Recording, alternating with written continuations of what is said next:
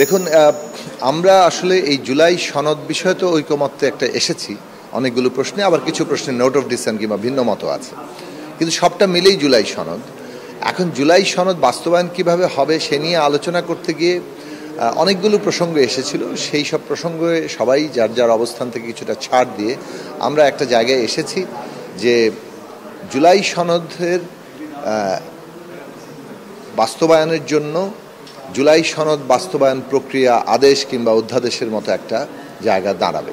আদেশ এবং অধ্যাদেশের মধ্যেও কিছু পার্থক্য নিয়ে কথা হচ্ছে, কিন্তু মোদ্দা কথা হচ্ছে যে এই জায়গাটাতে থাকবে যে একটা গণভোট হবে, যে গণভোটের মধ্যে দিয়ে জুলাই সনদের ব্যাপারে জনগণের অনুমোদন একটা তৈরি হবে, এবং একই সাথে এই জুলাই সনদ বাস্তবায়নের জন্য আগামী পার্লামেন্টকে কিংবা আইনসভাকে যে এখতিয়ার দেওয়া হচ্ছে, তার যে একটা কনস্টিটিউয়েন্ট পাওয়ার কিংবা তার যে এইটা মৌলিক সংস্কার, এই জুলাই সনদের উপর ভিত্তি করে যে মৌলিক সংস্কারটা হবে, সেই সংস্কারটা করার এখতিয়ার আগামী পার্লামেন্টের প্রথম সেশনকে দেওয়া হবে।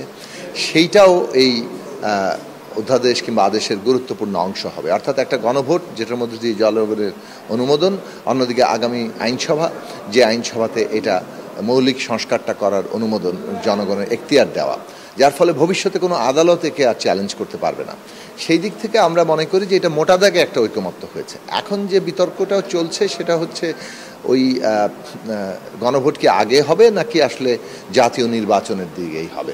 নানান বিবেচনায় অধিকাংশ দল একই দিনে গণভোট এবং জাতীয় নির্বাচন অনুষ্ঠানের কথা বলছেন, কেননা এখন ইতিমধ্যেই যে সময়টুকু আছে সবাই জাতীয় নির্বাচনের সাথেই ঢুকে গেছে, ফলে গণভোট এবং জাতীয় নির্বাচনের প্রচারণাটা একসাথে হলেই জনগণের উপস্থিতি এবং সব মিলিয়ে একটা সুবিধা হবে বলে মনে করেন। আরেকটা বিষয় হচ্ছে যে এই নোট অফ ডিসেন্ট কীভাবে মীমাংসা হবে, সেই ক্ষেত্রে এটাই আসলে যৌক্তিক পদ্ধতি বলে আমরাও মনে করি যে ঐকমত্য অংশ তো আসলে বাস্তবায়ন হবে, সকলের জন্যই প্রযোজ্য। নোট অফ ডিসেন্ট আছে যেগুলোতে, অর্থাৎ ভিন্নমত যেটাতে আছে, সেগুলো কিন্তু পার্লামেন্টে ডিসাইডেড হবে। অর্থাৎ জনগণ যে দলকে বিজয়ী করবেন তারা যদি 2/3 সংখ্যাগরিষ্ঠতা পান তাহলে তাদের মত অনুযায়ী হবে। যদি 2/3 সংখ্যাগরিষ্ঠতা কেউ না পান তাহলে পার্লামেন্টে আলাপ আলোচনার মধ্য দিয়ে যেসব বিষয়ে সমঝোতা হবে তখন সেটা পার্লামেন্টে গৃহীত হবে। এই প্রক্রিয়ার মধ্যে দিয়ে জনগণের অংশগ্রহণটাই হচ্ছে কেন্দ্রে। অর্থাৎ যা কিছু আমরা সাংবিধানিক পরিবর্তন করতে যাচ্ছি সেটা পরিবর্তন করার কেন্দ্র যে জনগণ, জনগণ তার প্রতিনিধি নির্বাচনের মধ্য দিয়ে তার ক্ষমতা প্রয়োগ করছেন। এইটাই আসলে একটা গণতান্ত্রিক রাষ্ট্র কিংবা সংবিধানের ভিত্তি। সেই জায়গাটা রক্ষা করাটাই মূল ফোকাসের জায়গা। ফলে সেখানকার যত রকম বিধিবিধান থাকলে এগুলো একটা সঙ্গতিপূর্ণ হয়, সেই দিকে আমরা কথা বলছি। অনেক বিষয় এখনও আলোচনা চলছে, আশা করি আমরা একটা জায়গায় পৌঁছাতে পারবো। হওয়া সম্ভব না যে প্রত্যেকটি বিষয়ে গণভোটে হ্যাঁ না দেওয়া সম্ভব না, এটা একটা বিরাট জটিল প্রক্রিয়া। অন্যদিকে গণভোটের মধ্যে দিয়ে নোট অফ ডিসেন্ট যদি আমরা ফয়সালা, ভিন্নমত ফয়সালা করতে চাই, সেই পদ্ধতি নিয়েও কিন্তু এখানে কোনো কনসেনসাস তৈরি হয়নি। কেননা বাংলাদেশের ব্যবস্থাটা হচ্ছে একটা প্রতিনিধিত্বমূলক গণতান্ত্রিক ব্যবস্থা, একটা মানে সংসদীয় ব্যবস্থা। অর্থাৎ জনগণের প্রতিনিধি নির্বাচনের মধ্যে দিয়ে সংসদ গঠিত হয়। সেই সংসদ গণপরিষদ হতে পারে, সংস্কার পরিষদ হতে পারে, অথবা সাধারণ সংসদ হলে সে 2/3 সংখ্যাগরিষ্ঠতার মধ্যে দিয়ে সংবিধান সংশোধন করতে পারে। তার মানে সংবিধান সংশোধন, সংযোজন, বিয়োজন কিংবা নতুন সংবিধান করা, মৌলিক সংস্কার করে সব কিছু একটা প্রতিনিধিত্বমূলক সংসদের এখতিয়ারভুক্ত।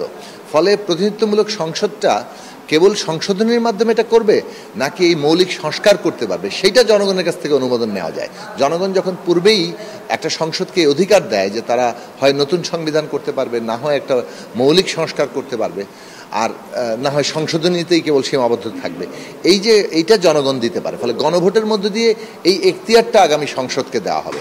কিন্তু একটা প্রতিনিধিত্বমূলক সংসদীয় ব্যবস্থা ছাড়া সংবিধান পরিবর্তনের কিন্তু সাধারণ গণভোটের মাধ্যমে কোনো ব্যবস্থাটা এখানে নেই।